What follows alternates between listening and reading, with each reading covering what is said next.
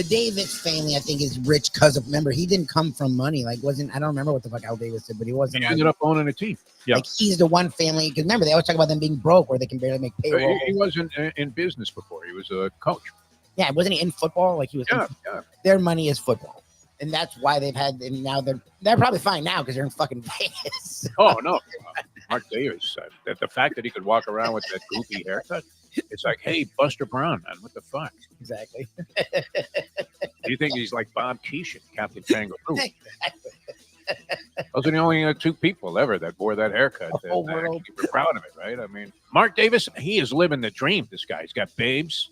He owns the Las Vegas Raiders, but he seems like, honestly, I saw a feature on him on 60 Minutes, and maybe everybody looks and goes, "Holy shit! How did that fat fuck get so rich?" And the inheritance seemed like somebody that would be interesting to talk to because, on the surface, observing this guy, he seems like somebody that understands how fucking lucky he was. Yeah, to be in that position.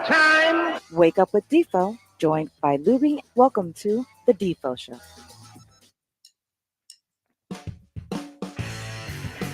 Very pleasant. Good morning, everybody. Welcome to the show. Jeff DeForest. We got Mike Lubie Lubitz, and we got the memo about wearing black today on the program. Yeah. Oh, that's funny. I think most of my shirts that have a collar are black. Okay. And I have like several of these, which I probably should have retired 20 years ago.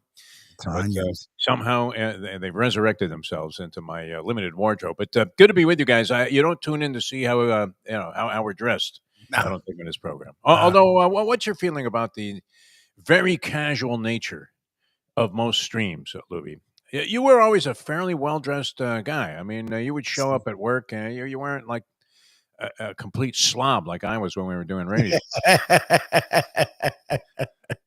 The ill-fitting shorts. Of course, I for most of the time that we were working together, I was probably 40 pounds heavier, which was not a particularly attractive appearance for me, and it wasn't all that comfortable either. It happens, though, and you might be hitting that stage, Lubie, where at 42, I don't know, that's a little early to start seeing the complete destruction of your body from any kind of physical. Because you accept like you put like 5 pounds on. This happens, right? And you say, okay, like I was whatever. Let's say you were 175. All of a sudden you're 180. Then the next year you're 190. The next year you're 205. Yep. Next year you're 215. Next thing you know, you're a fucking blimp. But because it happens in a gradual fashion, you tend to accept it. And then at what point do you look in the mirror, people, and just say, I'm looking at the man in the mirror? And the next line of that song didn't really apply to Michael Jackson because he was skinny as a rail, but didn't have an ounce of fat on him. I guess I don't even want to make the implication here. Holy Jerry Sandusky. What are we fucking talking about here? At what point do you look in the mirror and you just go, you know what? You're a miserable fat fuck. And then what do you do? Because you're already in a bad habitual position in terms of you've been putting this weight on over a series of years and a period of time, and you accepted it when it was gradual. Look, you're not going to be at your fighting weight your whole life. People that do that are amazing to me. I don't think it's even hormonally or physically possible, is it? Like, my walking around weight when I was in shape as a young man was somewhere in the 165, 170 range. Yeah, maybe even lower. When I really got into it, but that's never happening again. I mean, the battery's dead in my scale right now, so maybe I could jump on it and fool yourself. Hit 150, but much closer to doubling that. Throughout most of my 60s anyway, and then it's a tough battle, right? You could do eat very lightly and walk your 4 miles a day like I've been doing, play a little tennis a couple of times a week, and still be a fat fuck. It's incredible.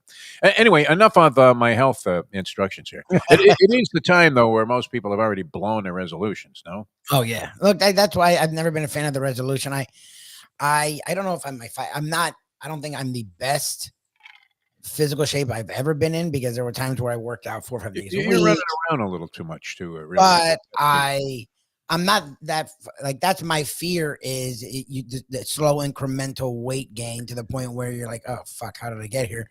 So that's why I've always like I don't know, feather my cap or not, but there's clothes I have that fit me that are like 15, 20 years old. So Okay, I'm well, like, that's okay. encouraging. Were you So fat? oh yeah, exactly. I was big, and now I maintained a similar weight. I'm very About the same since I've known you. I I'm mean, very regimented. I'll put on a little weight here and there just because that's life, like you said, and then I'll yeah. go shit and I'll work to get it off. The problem is the older you get, the harder it is to work off. That's the thing. That's why a lot of people just sort of give up because The problem you try have it. is those to-go boxes from the Yes. Mayo Lunchbox show. All It, right. it would be, it would be very difficult to maintain a svelte physique with the amount of food that you have. Do you have a separate refrigerator for the leftovers? We don't. We have one fridge. That's why I wish you guys would take more leftovers. There's only so much room in my fucking fridge, and we don't eat that. Like that's the thing is everyone's like, but what you do? Yeah, but just because they put the food out doesn't mean you eat all of it. You guys, even the days we think we eat a lot, we actually don't eat a lot because that's the big meal of the day outside of Mayo. Like I don't eat a lot the rest of the day. Like For Mayo, it's an appetizer. Nonstop. Yes, his life is nonstop eating, which is sort of why he's where he is. And this wasn't aimed at anyone specifically. This is just in general. I mean, it applies to everybody. It's it happens. It happened to me. I mean, incrementally, you're putting on weight, and then literally, you look at yourself one day and you go, "Holy shit!" It's worse too when people start posting pictures of you that they took on Facebook, and you're thinking, "Take that down." Immediately delete that from my page. I don't want anybody to see me like that. It's worse than going to the 50-year reunion and the first 10 people ask you, what the fuck happened to you? My God, you used to be a good looking kid. All right. A lot of stuff happened in the sporting world. I'm fascinated. Well, yesterday was a great day for me. Full moon tends to trigger a lot of connections and good conversations. Now I had the show that we do on Bleacher Brothers conversations yesterday, and I don't want to say I was stuck for a guest because I would have talked to this guy anyway. But I was stuck for a guest, and I actually let my friend, our good mutual friend, Joe Casal, know that, hey, listen, you're my bailout if none of this stuff works out. Okay, yeah, but he's had a really cool life. Amazing storytelling that took place, and that's kind of what the gist of the show is. It may not always have the biggest name people on there, although we've had several top names in the, I don't know, 10 or so episodes that I've done so far. It's Tuesdays, 4:00, Bleacher Brothers for the live show. And you can watch it anytime if you just Google Bleacher Brothers. And Conversations is the name of the show. It'll pop up. We've had, Leslie Visser, our buddy Brad Jacobs, Top Rank Boxing, COO was on. Armin Katayan was brilliant on the show. Former basketball great Len Elmore. Is it fair to qualify Len as a great? I don't know if he was great. Well, between basketball and his broadcasting, I'd call him a great. Yeah, and then, what I'm looking for there is interesting guys, people that are fun to talk to. They have to be able to carry an hour, no commercials in there as of yet, and be interesting. And you're hoping that the hour just flies by, where you're sitting there going, "Holy shit! There's only 5 minutes left. I haven't even asked this guy, a set of questions yet about 3/4 of what he's done in his life." Yeah. So yeah, Joe was on yesterday. He was great, brilliant all the way through. And then I was trying to figure out a friend of mine who I've mentioned many times on the show. Well, one of my favorite sports stories ever, probably the one I was closest to, most attached to, involved a boxer from. He was prominent in the 70s and early 80s. A California fighter mostly, but internationally acclaimed. As the great Jimmy Lennon Sr. used to say when he was introducing some guy who was making his pro debut in a 4-round prelim at the Olympic Auditorium on a Thursday night. And he would begin the intro, and he was great because it's always good. I don't know. Do you want to exaggerate in an introduction, Lubie? It has to be believable. Otherwise, people are going to look at you like, "Hey, what a fucking putz." But my favorite thing, among the favorite things that Jimmy Lennon Sr. used to say in his intros was, and he would point to some guy literally that just had taken a cab from Tijuana up there, paid for by the promoter at the last fucking second. Nobody knew who the guy was. And he would say, and really needing no introduction the world over. You love that. Fucking great line, isn't it? Like some random dude. You're like, who the fuck is that? The guy could walk in to get a falafel somewhere in Turkey, and the people would go, "Hey, you're Jose Gomez." Yeah, exactly. Yeah. No introduction the world over, anywhere in the world. But Albert was kind of an international figure because he had been in many world title fights, including 3 efforts before he won the championship, the WBC Bantamweight Championship. He had been in 3 fights against these divisions because there were only 2 alphabet soup organizations. You had the WBA and the WBC, and the WBA was, I think, the relatively new one. So they expanded a number of champions. They had just recently expanded. Imagine this, Lubie. There was a time when there were only 8 world boxing champions at any one time in the world. That they only had 8 weight classes, and there was, I don't even know if there was a World Boxing Council. It was just like in general, you were the champion. I'm not even sure what organization's banner that would have been under. Then it kind of split off, and they established 13 weight divisions.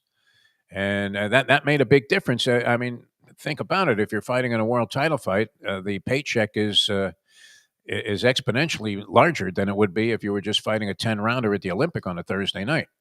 So the guy's got a great sports story. He fought for the title 3 times. He fought a monster named Carlos Zarate, who at the time was 51-0 with 50 knockouts. Had Zarate rocked in one of the early rounds and then eventually got knocked out by an overwhelming force at that time in the division. Got screwed on a title shot, 15-rounder against a guy named Jorge Lujan, who and that fight took place on the undercard of Ali Spinks 2 at the New Orleans Superdome.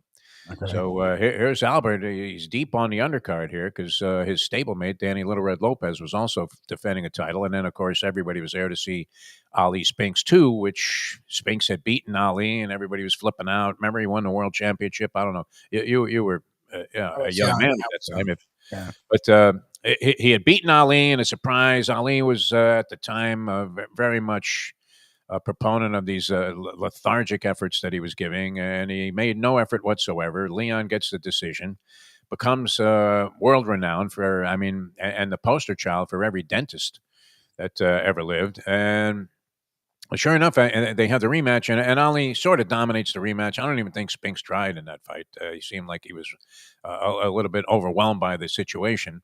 But on the undercard was Albert, and he fought a guy named Jorge Lujan. Got screwed on a decision that many people debated. So that was 0 for 2 in title fights. And then he at a fight I attended in Las Vegas, he fought this killer of a stamina freak named Lupe Pintor, who was a boxing Hall of Famer. And Pintor somehow managed to outlast him in kind of a freak performance. Albert looked like he was winning a fight through 12 rounds, but these were 15. And he loses a split decision. So he's 0 for 3 in title fights. Then he gets his chance to compete for a vacant title. And he fights a guy that was a hotshot kid out of Los Angeles named Kiko Bejinas. And he's losing the fight on all scorecards, going to the last round. These were now 12-round fights. And sure enough, he scores a knockout, knocks him down early in the 12th round. Great combination. And unfortunately, your greatest moment of glory turns out to be a moment of just absolute catastrophe, as Bejinas ended up dying as a result of that fight, a brain injury that he never recovered from. So they carried him out of the ring, and he was in the hospital for many days before he finally eventually passed away. So just an amazing story, wrought with all kinds of ups and downs and drama and different stuff.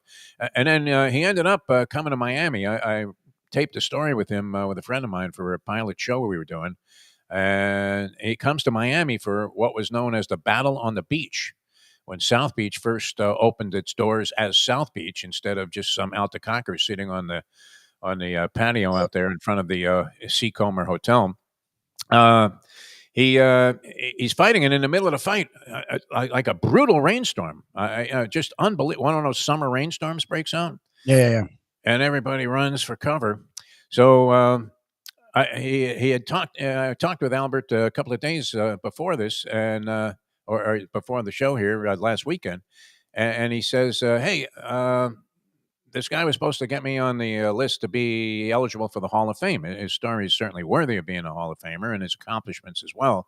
Although, is he one of those guys? I don't even know if he's in the Eli Manning status, because it was long ago that all of this happened. And if you're not in the Hall of Fame by now, and your career essentially was 40 years ago, what is the chance, Libby?" Yeah. They put him in. I think They have about 40 guys that are eligible every year, and only 2 or 3 actually make it into the Hall of Fame. Okay. If you're an actual fighter. So anyway, so I knew I'd called some fights years ago with a guy named Randy Gordon, goes by the Commissioner. I don't know if you're familiar with Randy Gordon. Oh, that name I don't know. He was the executive editor of Ring Magazine for many years, but has been featured on TV. He kind of was like Bert Sugar, where anytime there was any kind of boxing issue, if they couldn't find Bert, they certainly were more than happy to find Randy Gordon to make the comment. And he had done a lot of announcing as well. So I'm figuring, okay, I'm going to call him and see if my main mission was to see if Albert what he had to do to get eligibility for the Hall of Fame, and B, see if he would be a guest on Conversations, because the guy's been around boxing forever. So Yeah. and talking to him about the Hall of Fame thing, we were changing stories, and I had worked with him one time, although I can't remember who was involved in the fights. I just remember it was at the Roseland Ballroom, and it was a program that Lou DiBella was running called Broadway Boxing, where we had right in the heart of Manhattan these boxing matches in midweek. So I think Randy and I called about 20 fights on that card for whatever TV operation was actually doing the live feed of this thing.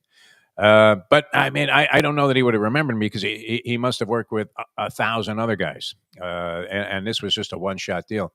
So we ended up talking, and it turned out he was actually calling that fight with Albert Davila when it rained on South Beach. Oh, shit. And he was telling me about how they actually managed to continue the broadcast without any problems or technical difficulties. Whereas my friend and I, Mike Fernandez and I, who were trying to get video of the fight from, well, we were at ringside, but we were trying to get some semblance or a feel on video for what was going on that night. It literally fried all of our equipment. Shit. We did an interview where we had this big Sennheiser microphone. We had fairly, decent quality for the amount of money that we were able to invest in this stuff at the time. And we had this giant Sennheiser microphone, which picks up everything and gives you great clarity in terms of sound. It was, an advancement in technology at the time. So, and we later, and the next time we used it, it was to interview Howard Schnellenberger. Oh, shit. Now, you know how Howard sounds. It's like, Yeah. we have a good football team. They have a good football team. You don't need my bad impression of Howard to figure it out. And literally, he sounded like a soprano on this microphone. I mean, it had just completely gotten soaked and fried to the point where So it turns out, as I'm talking to Randy yesterday, he remembers all of this shit, everything. And so that was great. I don't know if it was a byproduct of the full moon. And then later on, I was conversing with a couple of other people, including this is always good, some potential sponsors. Nice. And they're like all in, Lubie. It was very encouraging the entire day yesterday. And then you get to the gambling recommendations that were available in yesterday's New York Post, which is the only available newspaper I have right now. Is once again we've gone back to the direct delivery. I was ready to punch the cancellation button, Lubie. I know, and then they brought it. They're really good at perfectly timing it to keep you hanging on. So I'm thinking, what are we going to do? And especially with these other gambling shows that I've been doing, what are we going to do when football ends? That's always a good question. Basketball is a nightly thing. It's hard to get into basketball before like fucking April nowadays. Is the NBA? People would say this. It's a generalization. I'm a huge basketball fan. I find myself not really being all that entrenched in NBA basketball. Well, I mean, look, the Heat literally the other day in a game they lost shot 52 threes. Yes. Like if you're and they were losing like most of the game, so it means the threes weren't falling. I've talked with you about this since our radio days. Like it was always like even guys that had the quote unquote green light, which clearly there wasn't a lot of them back in the day because the three wasn't as big a deal. If you miss your first few, you stop shooting the fucking three. You go to the basket. You get to the line. Announcers used to always say that. Like guys like Hubie Brown. Well, he's got the basket's closed up. He's got to open up the basket. He's got to get to the hole. He's got to get to the line. He's got to see the ball go through. Do something different. No, now they just keep jacking it. It's like, what? How do you shoot 50? Guys like 1 for 9 from 3-point range. Yeah, how do you shoot 32 points on top of it? How do you shoot 52 threes on a day that you're off from three? Like, what? Like the number, Phil Mushnick's all over this, but I mean, old school, old fool? Would you say Nah, that, Libby? it's You're a not. Gen Xer. You're closer to Gen X than I am. I'm Gen X millennial. No, it's a fucking abomination. Like what they're doing now, they're not even trying to play basketball. No. It's Guy makes a nice drive to the basket. Actually is in a good position to just try a layup. And the next thing you know, he's kicking it out to the corner for a guy that's shooting a wide open three and missing it. and bricks it. Brick, line drive, brick, straight over the basket. Probably the worst. I mean, that's an embarrassment when you shoot one over the basket. Air balls on either side, not particularly flattering to the player's overall ability. But, wow, when you shot one right over the basket, Lubie, what a chump you feel like, right? Yeah, it's a joke. But, and I never forget this. People, the great Oscar Robertson had a philosophy that, and he had a giant ass, so he was able to do this. And he also shot the ball in a weird way, almost like a shot put off one shoulder. The old Earl of Pearl Monroe thing, where Earl would be a right-hander. I always favored the left side of the court, but it wasn't because of anything clever that I thought of. But I played a lot of basketball when I moved to Long Island in a friend of mine's driveway, a kid named Mike Roth, and he had sort of a garden that blocked off the right side. So there was only a couple of feet on the right side. So you had to go left for virtually everything. And it turned out to be greatly advantageous to my basketball development because most people are expecting a right-hander to go to his right. Yeah. So you would make that one quick head fake to the right. Everybody knew you weren't going there, but they would still fall for the fucking thing, which is amazing. Yep, always. And then a couple of dribbles. But the key was to shoot the ball off, only have to square up the one shoulder. Mm-hmm. And instead of having to face the basket directly, and what would be you're a coach. I mean, coaching kids. What's the first essential thing to do if you're a shooter? Square up.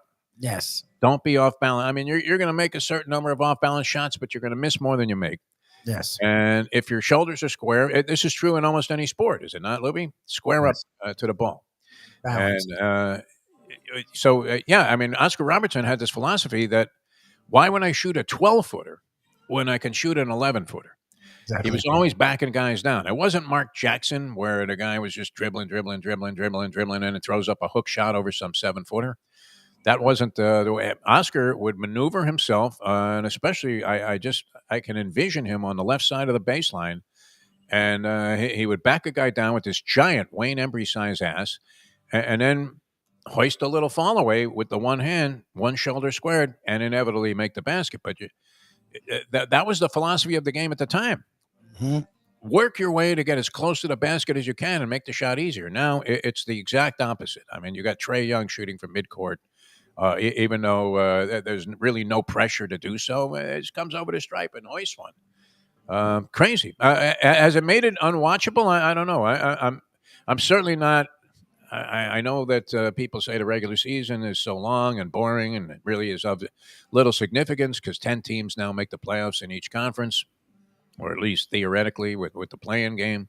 Mm-hmm. But I don't know. Has it become unwatchable? Mushnick would contend the game's become completely unwatchable.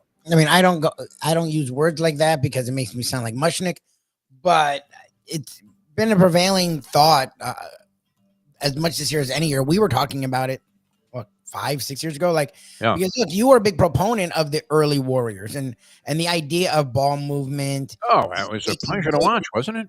Taking good shots and working as a team. But they first of all had at one point 2 of the top 3 shooters ever. Then they at one point had the 3 top shooters ever on one team. So it made sense for them to shoot a ton of threes, and they still attacked the basket. The rest of the league didn't have their skill set, didn't have their personnel, and fucking bastardized it because that Rockets team at the same era had half the talent but shot more threes. And it was like, I get the analytics and the percentages, but they've totally done a 180 to the point where I get it. The 1990s with the Knicks and the Heat was fucking unwatchable.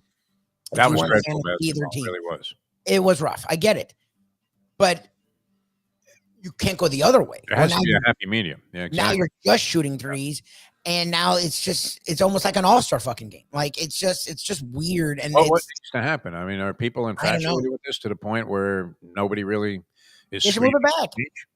No, we've talked about. Andy talked about 4 and 5 point shots. I don't know about that, but or 2.5 point shots. Or just move the line back. They should move it back. They should make it a tougher shot because it's too easy of a shot. Yeah. for the way the percentages work out. It should be, you should earn that extra point as opposed to it just being like a fucking, guys can do like a set shot. Like, Well, and it equates out very simply where and you always thought that a 50% shooting percentage from the field for somebody that was on the perimeter, especially, what was the benchmark? No, like hitting 300 used to be, where you're saying, okay, this guy's modicum of efficiency, he's shooting 50% from the floor. But you only have to shoot 33% from 3-point range to have the exact same impact in terms of putting points on the board. So, I mean, who wants to watch a bunch of guys shoot 33% from the floor? But that would actually be not necessarily advantageous, but the equivalent of shooting 50% from the floor, which would at that time be considered a very effective and efficient shooting percentage. And it just kind of signifies accuracy. So, Tony out of bounds here today. Wow. Okay, we were gonna was kind of filling time here. Just I was like, let him know. I'm juggling bullshit here. But I do believe it's an issue, and I don't know. Will it be addressed, Lubie, or people? I don't know.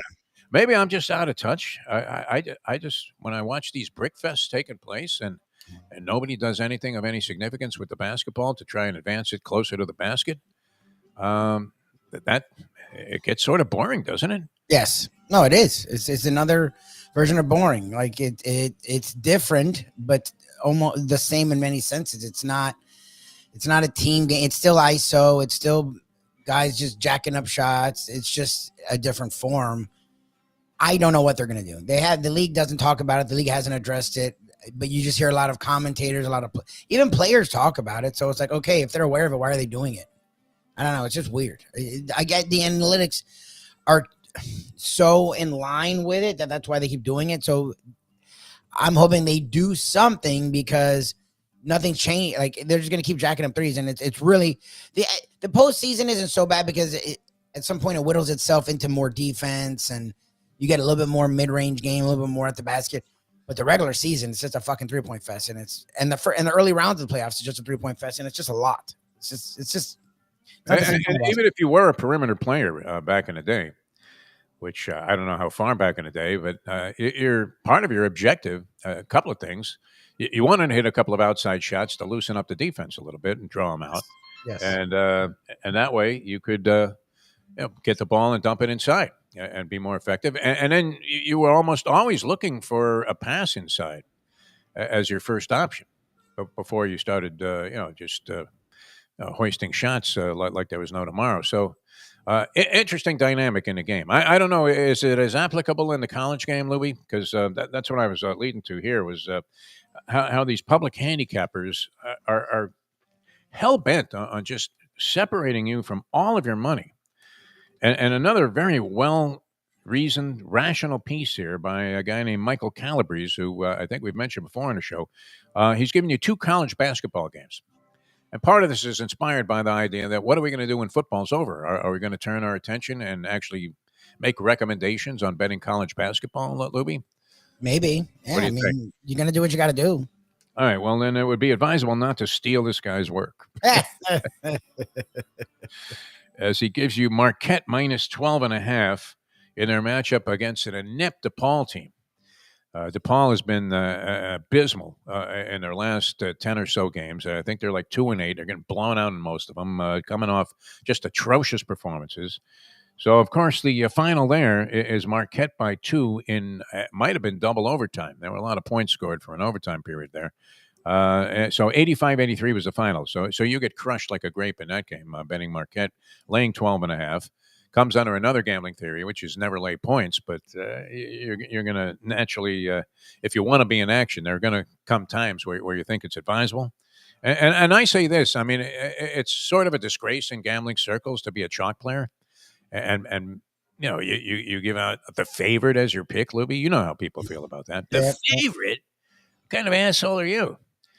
But it's true in horse racing, and it's, I would imagine, true in any sports gambling that you have to know how to take advantage of a favorite. Yep.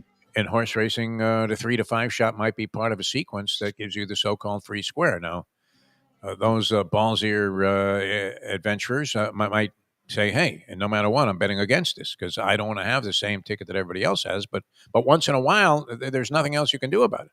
Yes. As we say, there's only one winner. So Yes. in this case, Calabrese buries you with Marquette, and then this shows you how difficult it is. He makes a very eloquent case for Mississippi State and Auburn to go over. Oh no, under 152 and a hook. So how good are these line makers, Libby? The game ended up at 154. Yeah. Jesus. Unbelievable. All right, so double burial by this guy. How many people are experiencing that? Wherever you're getting a source for handicapping input or information, whether you're paying for a service or not, where routinely you're looking at all these analytics that they cite and terms that, as we discussed before, Libby, you don't even know what they are, even if you've been gambling your whole life. Mm. I don't. The quantifiers now are so deep in minutia that when do you just go back to, hey, I think Auburn's going to win tonight? So gut instinct, how much should that play into it, Libby? What do you think? Gut instinct. Well, My gut instinct is now that almost routinely, the smarter the copy is in justifying a play, the more likely they are to lose. yeah. So you want to look for the most intelligently written prediction and look into the future by any handicapper, and the more precise it is, the more defined it is, the more certainty that you can sense is being infused through the entire article and line of logic. Bet the other way, because Exactly. almost always you're going to routinely win. All right. Speaking of winning, the Panthers winners last night. Nice. They win a 2-1 shootout against the New Jersey Devils. And the Heat will play the Lakers tonight. The Heat not doing too badly. I mean, about where you would expect them, Jimmy Butler or not, no? Yeah. 20 and 18. Where would they have been much better if Jimmy Butler was all in this year? Probably 3 or 4 better games. You think? Yeah. And what do you think the end result? We'll get back into this, but the end result of this whole Jimmy Butler trade, how would the Heat expect to get much of any value back? They're probably not. So that's why I see this being a stalemate for a while. I don't see him being moved anytime soon.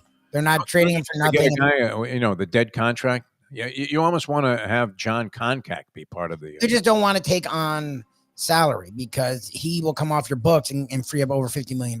Yes, that's what so you want. You either want the player you could get for $50 million or you want nothing. And that's a problem with this trade is the offers they're getting are stupid. So.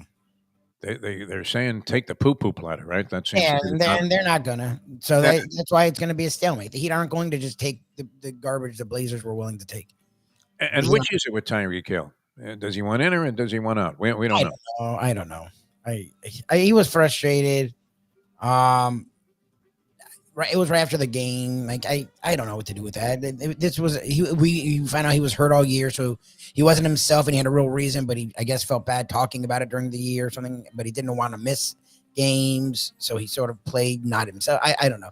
There was probably a lot going through his head. We'll see. That organization is sort of a disaster right now. Like everyone knows this was a failure season, but they're not making any changes. So. You're sort of like, okay, then what? Like, what is going on? They seem to have no plan anymore. Like they've run out of plans. 100%.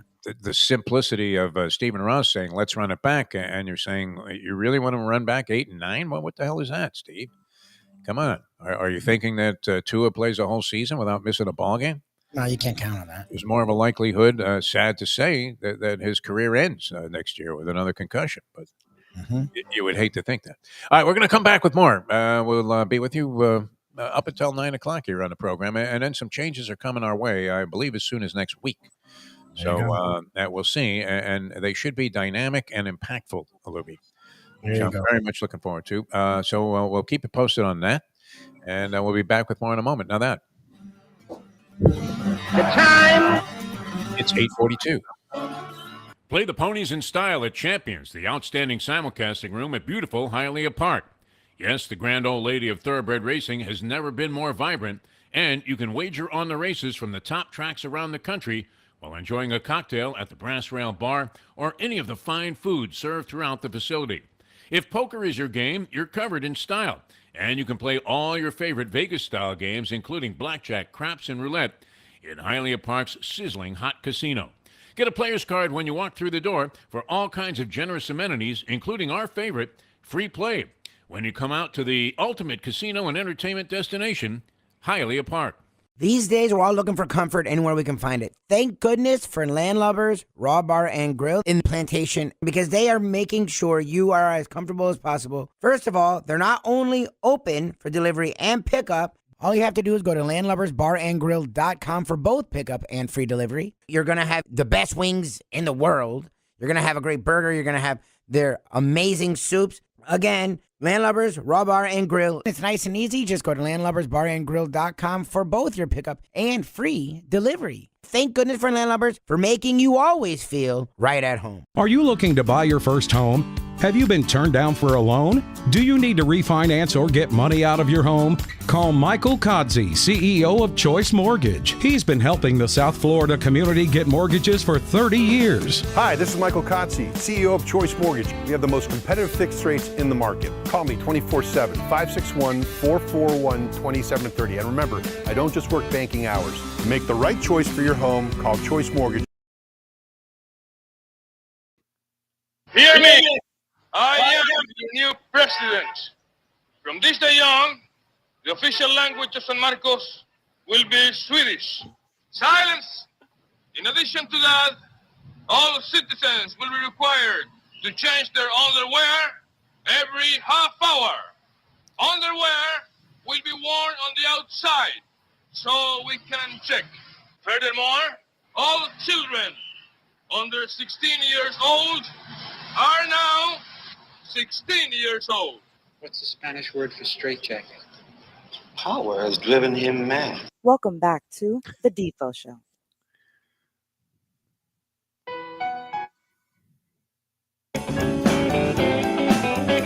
It was an excerpt from the inaugural address, Donald Trump, 2016, and I would imagine it'll be much more of the same. How many days do we have left? The countdown to be 6 American. days, 5 days. It's Monday. 5 days. Wow. Okay. So we got today, Thursday, Friday. That's 3. Saturday, Sunday. 5 more days. America as we know it. I love this country. I'm glad you do. Every day. I don't know how much longer that'll last. I mean, I may be loving Costa Rica and cruising. Because every day I'm like, what the fuck world? Like, Hex sits there yesterday. Wow, that was scary. Yeah, some super simple stuff that wouldn't make him qualified. Just it's like, all right, he should know this, right? Guy that's heading the military and all of our armed services. Has no idea. Secretary of Defense should be able to answer a simple question. No? He has no idea about any of it. He has no background in leadership at all. Nothing. The background he has is really cluttered with crazy shit. And he also is a ominous dark clouds hovering over this guy's character. And he's like just whether I mean they're 1,000% true or not, I don't know. They're not. But the denials seem very, very unconvincing, don't they? They're not true. Okay, like very much like Matt Gaetz. I mean, all of the denials. I mean, look, it turned out it was blatant fact that he had done all of these things. He's got payments that he sent out. What was he sending out? Zelle? Or what's the other one? You can track it. Yeah. I mean, you can see he's paying these women like $10,000 a pop, and they're following him all over the country. And every time he runs into them, it's 10 times. Pretty expensive. Where'd this guy get his money from? Matt Gaetz. Gaetz? His dad. How does a guy that looks like Eddie Munster get elected to? His dad's a developer in the state of Florida.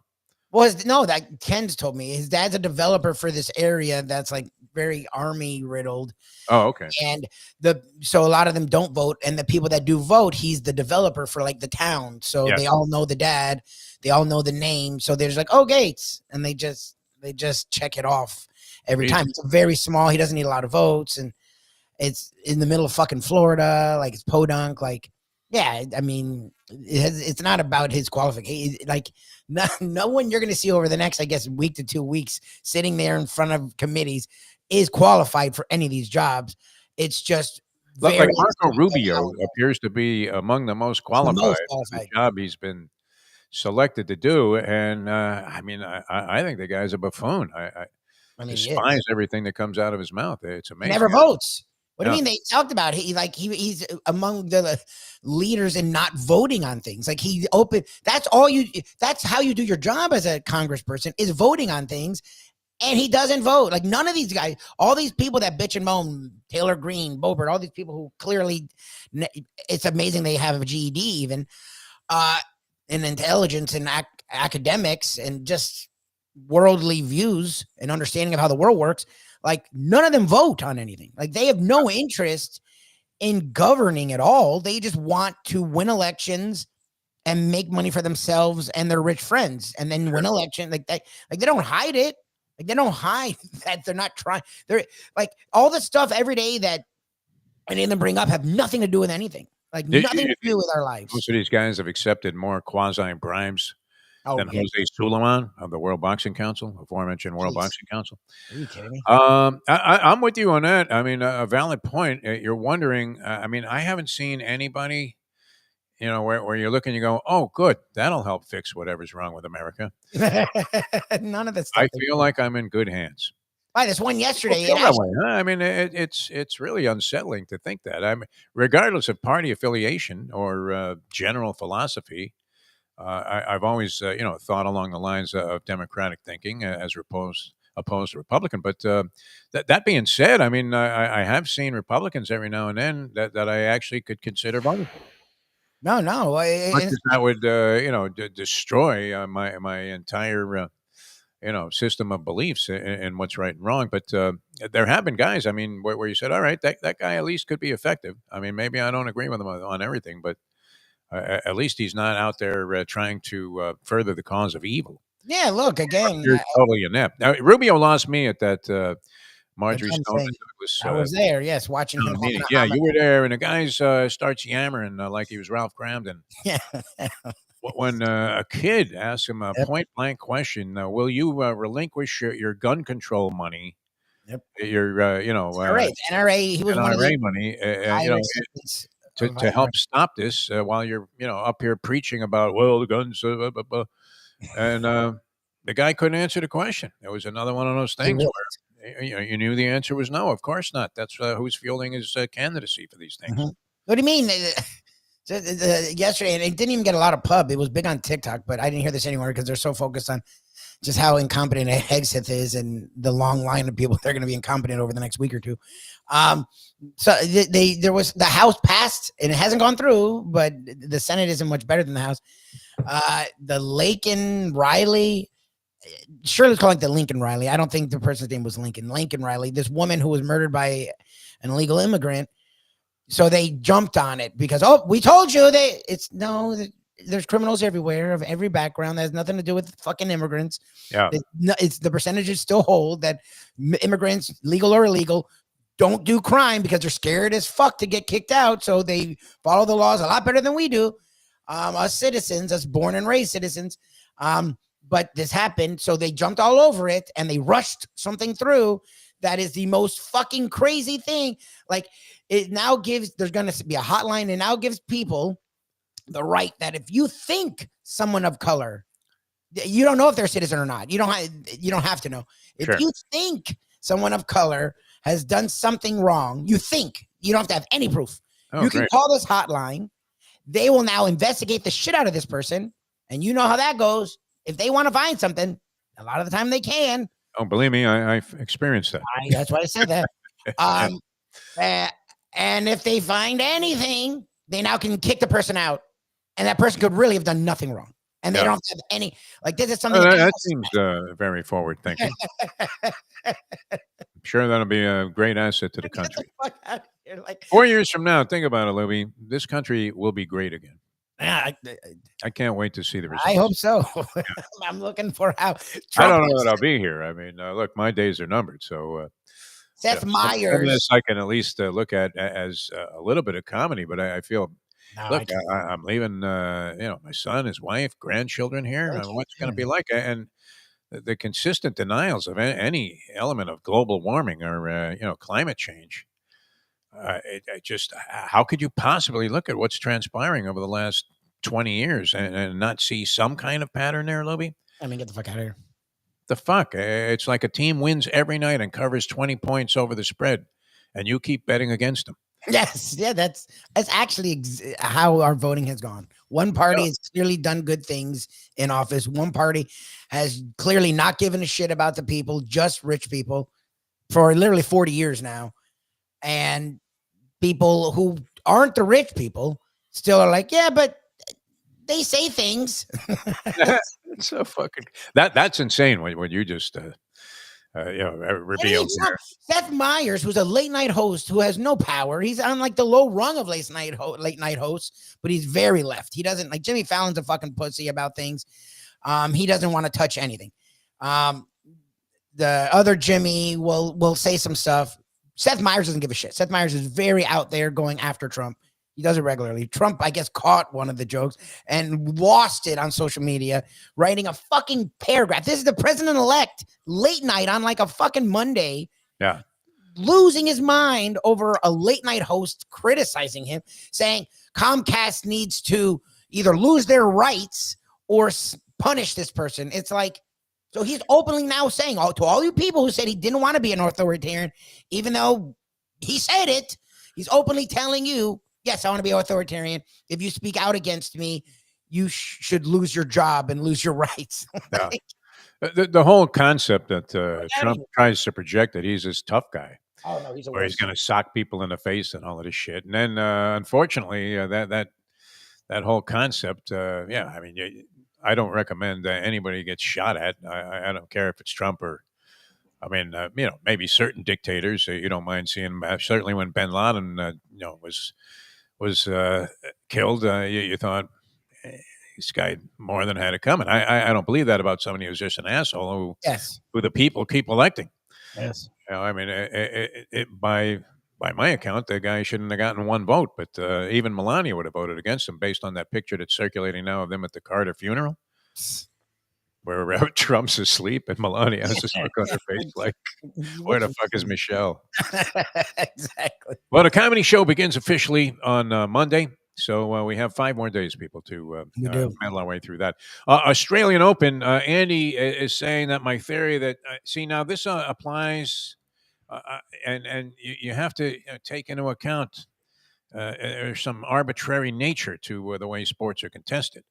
But I implied yesterday that Djokovic losing the first set had become of matches in Grand Slams to even complete unknowns, Bob Dylan's, as they're known in the betting game, what was becoming more of an occurrence than the usual Djokovic from several years ago, where, look, in the early rounds, he's winning 6-love, and 1. He just gives the guy a game at the end so he won't kill himself after the match. So Andy said he was fortunate he fell asleep because Djokovic did prevail easily in the first set yesterday over another unknown, Faria. And then the guy comes back and plays an amazing set and wins the second set over Djokovic, who eventually went on and won the match. But, I mean, tennis offers some real opportunities. Is that what we're going to be relegated to, Lubie, tennis and golf? Basketball is unwatchable, and you at least like to see, like, I like to see the race when I put money on it. Yeah. There are occasions where you're not in a position where you can actually watch a race. You got a tip on a horse. You sent 20 in with Jersey Kyle. And then you're, now you can check it on your phone. But back in the day, you were calling a guy and saying, "Hey, what happened with the 6? Hey, he lost." Or, I mean, it's happened where you have to capitulate to the woman in your life. This might be in reverse. I don't know. I mean, do you think we have a large percentage of degenerate women that watch this program, Lubie? Among the women on this show, no, will probably watch the show. No, we have women, but we don't. I don't know if we have a large portion of women watching. No, we certainly have a small number of women. I would think that's just the nature of the beast in sports talk genres. But yeah. I mean, would a woman be impacted by the same feeling where you unfortunately are obligated to go to the dinner that you had scheduled and been comped by the casino host? And you're thinking, it won't be such a bad thing, right? In Atlantic City, we're going to Gordon Ramsay steak. And, if you're not paying, the restaurant's great. Yeah, obviously. In fact, it's actually very popular in other parts of New Jersey that they have a few of them. Okay. So people go there by choice. I would consider it a little bit exorbitant for what you're getting, but what you're getting is always very good. They had a Monterano there in Harrah's Casino for a long time, and it changed into another high-end Italian restaurant. Okay. But that would be the occasion maybe where you miss the end of a game that you had action on, or especially a horse race. And then is it particularly annoying and excessively rude to be checking your phone now constantly I don't know. to get the results of a game while you're at dinner with the woman that at one time you consider to be the woman of your dreams? What do you think? You're not supposed to do it. It probably still has shades of rude, but Rude. people look at the phone Totally unacceptable to the woman in your life, unless People- she also is a degenerate. Yeah, there you go. Or just flat out doesn't give a shit what you do while you're doing anything. But even if you're at a total impasse in terms of having any mutual interests, but when you're sitting down there, for some reason, if you're checking your phone to get gambling results, it's appalling to the woman in your life. No, Oh, yeah, sure. You haven't really experienced this, but Oh, sure. I look at games. I watch, like, if we're out and about and there's a fucking game on, I'll put it on my phone. And she always like gives me a little nudge. It's like, well, you knew there was a game on. I don't know what the fuck to tell you. Like, at least I'm here. yeah, I mean, it's the same thing without the wagering. Yeah. That's what I'm saying. Like, at least you're not at home watching it. Like, I feel like that's a win. Now you would have people watching this shit on their phone. I did do that and it was a dinner to honor the passing of somebody that was in our circle of friends and acquaintances. And so we're sitting there, and Marty the Party Sachs and I were alive with the first 5 in a pick 6 at Gulfstream Park. And the 6th race is going off as the people. It was the last race on the card, but the 6th leg of this parlay that you have to bet in the pick 6 equation. Yep. And just as the priest was giving a very compelling and uplifting and inspiring speech about the deceased person, and now we're watching the race on our phone. Oh God! He's got his phone. He gets the races. At least I haven't come to that point where I'm watching races on my phone, but many people are, and I feel like I'm in the Stone Age by not participating in that same practice. And unfortunately, and we needed like Luca Panici to win the last race. He's on a horse that was more than logical. He's in the lead into the deep stretch, and he ends up losing. And we let out like just an outrageous groan of disappointment. And the people actually applauded us because they thought that we were reacting emotionally to the very stern speech that was being given. And we were like, oh, God. So once in a while it works out, I guess. Oh, my God, that's classic. All right, enough of my shit. Lubie, where are we at today? The Mike Prezzo Boca Raton. Prezzo Boca. Eddie Bozzoli. I like that place. It's very nice. Yeah. And I got to do the calculations on how long it's going to take me to get there because I got a bunch of things to do in between. You are, as I was actually just talking with Mayo, if you want to do home again. Wow, that'd be awesome. Yeah. Whatever works for you. I was like, he hasn't done an Eddie show in a while. I know he loves Eddie, and Boga's not far, so obviously the seat's there for you. But if you got a lot going on, it's cool. Just jump on the beginning. Sure. And then Well, that makes my life a lot easier. Even though the guy's got great food and it's a terrific restaurant, and the guy's personality. We never did find out how he did when he was drumming. Oh no, you're right. We've done a couple of shows with him since. I don't think we barely talked about it. Like how'd it go? That's a good question. We'll have to ask him today. I forgot about it because he has so much going on. Yeah. He's Eddie Vinny's here in Coral Springs. They're involved in purchasing something else. I think we're going to talk about today. So we've sort of left Eddie to his devices. But it's one thing you're drumming in your garage or your basement. Oh, he was in a competition together, and then you're up there on stage for God's sake. Yep. Tired of Waiting was a song by the Kinks that every band, when I was a kid, when I first started playing the drums, every band used that in the Battle of the Bands. I'm tired of waiting. And it was a real easy song to play on the drums. You couldn't go wrong. You needed one big ride cymbal to just make it sound good. And that was that. But it was still, I mean, there was an element of nerves.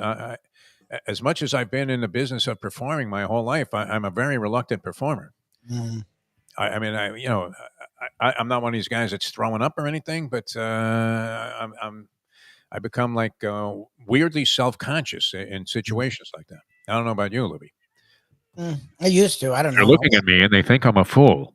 Don't ask me to do anything musically because they have intelligence, but if we've ever had to talk in front of people. I mean, it's whatever. You get a little nervous. I don't know. It's just talking to people. So I got over that years ago. But the performing is a thing because you don't perform regularly. Like you haven't done drums like in a garage daily practicing. And No, I'm 35, 40 years out of practice here. so that's different. Like if someone asked me to do, like I played the trombone in 6th grade. If someone asked me to play the fucking trombone, I would be like, okay. I could sit down and tap out Red House, the slow blues number by Jimi Hendrix or whatever, which Bill Murphy had me up on his stage there at his party one time, and I was thinking, I don't belong here. They got like real musicians. We need a drummer on aisle 2. Exactly. All right, we're going to get out of here. All right, so I'll do that. I'll tap in from home if that's okay. I mean, if Mayo signs off on it, then I'm all in on that. Mayo's like, look, whatever works for him, it's fine. I know he likes Eddie, but I get it. So I was like, yeah, let me present that to him. So, okay, Rezo Boca Raton. We always love it. So. No, that's a great spot, man, and they do. They have people are always looking for lunch specials. I think great specials. They're fucking lunch specials. Among the best, yes. All right, great, Lubie. That gives me an extra hour to do some damage here at home because I have some Mustang activities I have to partake in. Got whacked yesterday. Don't take your dog to the vet for any reason, especially if they don't really need anything specifically. Well, I told you with my cat. I couldn't believe it was. I mean, you were appalled when you got to the counter there and they gave you the bill. We have insurance, but as bad as insurance is for humans, like I think insurance for animals is even more useless. Like I don't think they accept anything. Like I pay every month to this fucking insurance, and I'm still scared to even try to use it. Like I think and then Skippy's on the phone all day saying, "What do you mean I'm not in the network?" Exactly. There's no network. Poor Holly. She was trembling. She knows. I mean, these dogs are so smart. They know when they're going somewhere they want to go. And they know when they're going somewhere they have absolutely no desire to be at whatsoever. And the vet would be choice number 1 on that list. Yeah. Oh, my God. All right. Okay. I'll see you later on and tap in here. And Mike Lubie Lubitz, Mike Mayo with the Mike Mayo Lunchbox, 1 o'clock today, South Florida Live and Let's Eat South Florida Facebook page. I'm going to do a little Bury Your Bookie here in just a moment. And I believe tomorrow, Lubie will figure out if we have a trivia challenge. I don't know what's going on with Segreto, but we have a trivia challenge. I talked with Gerds, so that's set up for tomorrow. Yep. So we'd love to have new shooters, as you guys say. No, but I mean for the future of the program, which could be resolved. I mean, we're hoping Tony gets better. A lot of people got this schmenctum that has been going around. Neurovirus and all that. Yep. You know what? That sucks because several people have said that they were just absolutely puking sick as a dog. And so stay safe, people. Keep washing your hands. All right. We'll see you next time as we leave you know that. The time. 5 days, America. 5 days. That's what we have left. Then we'll be either great again or I'm thinking, how long does the clown show go on before people's perceptions change? Those that were in favor of this movie. Oh, good. A lot of them aren't going to ever change. You're right. Especially with policies coming out like you described. They love shifting their blame. So let's rat out an immigrant. Yeah, that did nothing wrong, and we don't even know. Nice. All right, see you next time. It is 9:05. Let's go to eat a damn snack. Look what they done to my